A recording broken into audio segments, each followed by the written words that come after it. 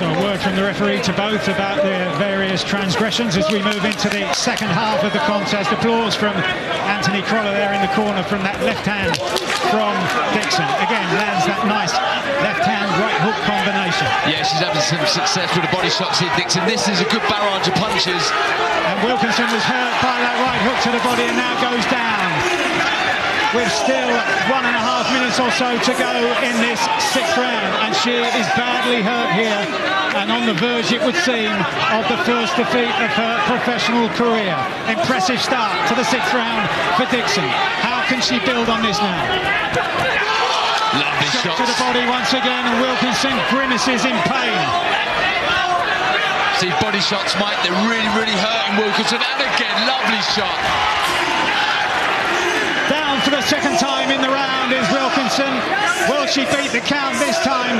She's looking desperately pained on the canvas. She does rise, and the referee decides that he's seen enough. And celebrations in the corner. Anthony Crolla and his charge, Rhiannon Dixon. Brilliant display at the beginning of the sixth round. The body shots that she landed sporadically across the first half of the contest really started to tell at the beginning of the sixth round. A very impressive finish. And Wilkinson subjected to a punishing attack and suffers the first defeat of her professional career. And Rhiannon Dixon not only wins her first title, but wins for the first time inside the distance in her professional career. Yeah, very impressive finish there. It was an awkward kind of opening to the contest, but the round previous, she caught Wilkinson with a lovely right to the body, and I did feel that was the kind of right tactics to follow up with, and we see that in the next round. Good barrage of shots, and when she had Wilkinson hurt, she didn't let her off the hook. She continued to let the shots go. We see here changing the levels with the shots, tapping upstairs, dropping down, raining in from all angles, and it was that left round the right elbow of Wilkinson that did all the damage. We sit here ringside often enough, and at times you can start to read the rhythm of a fighter and the flow of a fighter, but it's very difficult to guess what McGrail is going to do. Exactly like that, Mike. Skipping, he throws a shot, then he exits, he moves, then he comes back with more shots, and he's always thinking about his opponent's shots, what they're going to throw, and that's so important. I mean, if you can master defence, everything else will follow.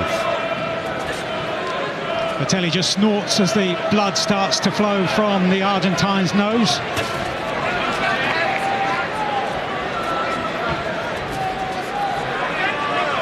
Twice in a row, McGrail pouring forward and catching Botelli with the head. The Argentine complaining twice in a row. Not a lot going his way at this stage. You can see the blood of the nose, and there's not a great deal wrong with what McGrail's doing there. He's just bringing his feet in a little bit more, and that's why the head's coming close. He just missed a few times with that left hand, so he's made the adjustments, and that's made him get that bit closer, and that's why the heads have clashed. But another lovely left hand in there. Nice jab from Botelli. And right hand. It's just the difference in speed as well. Lovely right hand as he was letting his hands go, Botelli.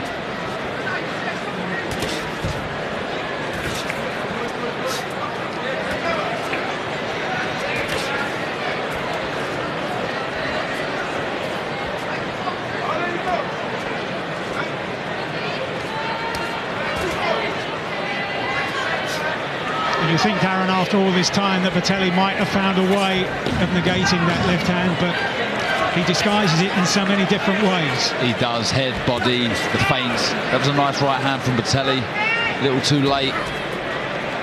Yep, he's been rugged. He's been awkward. He's been stubborn, Botelli, but Keith McGrail's been sharp, he's been classy. He's certainly won every round of that contest. Ladies and gentlemen, after 10 rounds here in Liverpool, we go to the judges' score totals. All three judges, Steve Gray, Ron Kearney, and Marcus McDonald, scored this bout identically, 100-90. For your winner by unanimous decision, he's still undefeated, Peter Blood McGrail. We talked at the beginning of the round about the bill coming up next week on DAZN in Newcastle, full of terrific prospects, and also a fight for the English heavyweight title. Such a strong domestic scene, all the way down from Tyson Fury, the WBC champion, as Fisher now starts to land more cleanly than at any stage. And next week, Solomon Dakers against Robert Ismay for the English title. That's in Newcastle here on DAZN. As Fisher goes on the front foot, weaving, trying to create openings now as Damiani is back topped on to the ropes once again.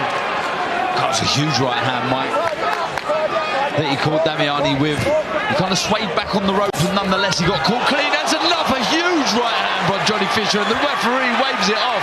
Terrific three-punch combination. He started with a body shot. Wonderful variety from Johnny Fisher.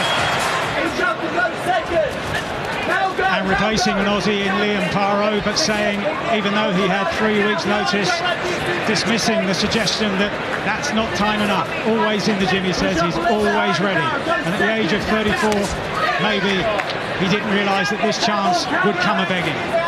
Yeah, on that note, he does look in good shape. He's told us all week that he's trained, he's been in the gym. But you'd feel Robbie Davies Jr. would need to up the tempo. You know, he's made the long journey from Oz. He has only had 3 weeks' notice, regardless of his shape and condition. So Robbie Davies Jr., if he was to go through the gears, which I'm sure he will, he naturally likes to be on the front foot, has a good engine. Could we see Foley wilting? But right now, looking comfortable, looking composed on the front foot. He's taken a couple of right hands, which, as a fighter early on in a fight, it's not the worst thing in the world. It kind of wakes you up and gets you in your groove slightly, and we've seen that with Foley.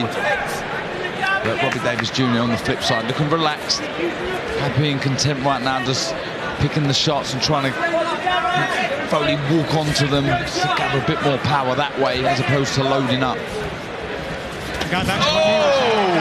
Brilliant right hand from Dara Foley, who was just beginning to get his right foot outside the left foot of Robbie Davies Jr. Last few seconds of the second round. He's back up, his legs look steady, but that was a lovely shot from Foley. And Foley lands a solid jab, and down again goes Robbie Davies Jr. He looked clear-eyed in the corner, but that doesn't tell the whole story, and he's going to struggle to rise here. What will Marcus McDonald decide here? Wow. And he's decided that Robbie Davies Jr. cannot continue, and Dara Foley has scored a sensational success so early. See the swelling, but see the shot was a little right hook. Oh, you see it there, it just gives way. Oh wow, that's nasty, that really is nasty. His whole weight gives way on top of that ankle, and you see completely snaps. Picking up on what you were suggesting, Darren, Michael Jennings, the former British welterweight champion, in the corner, saying to Jack Cullen to close the gap. Pacheco again fires off that right uppercut, just shy of the target this time around.